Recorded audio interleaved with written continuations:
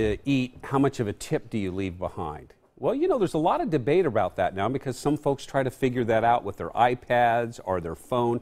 So tipping is changing in the digital age. Jennifer Hoff went to an etiquette expert to explain today's tipping trends. Take a look.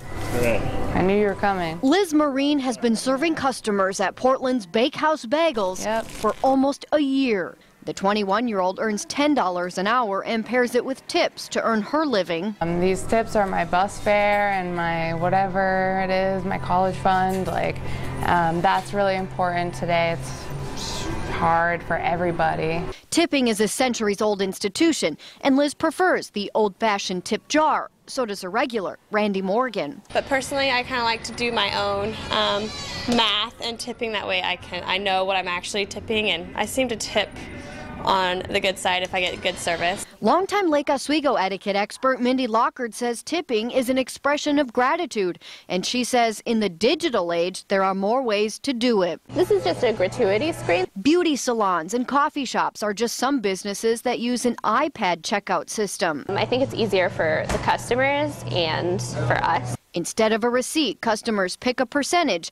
and some say it's an easy way to calculate gratuity quickly. If you're buying a lot, you don't have to do any sort of math, and it's just convenience, I guess. Some restaurants are even getting rid of tipping in favor of higher food prices and employee wages, or an automatic service charge like in Europe. I think that like any sort of tradition and custom, it's an evolution. I don't know in the United States that we are ready to completely give up tipping because it is such a part of our service culture. The expert says tipping up to 30% for great food service is now common. And don't forget 20% for your hairdresser and taxi driver.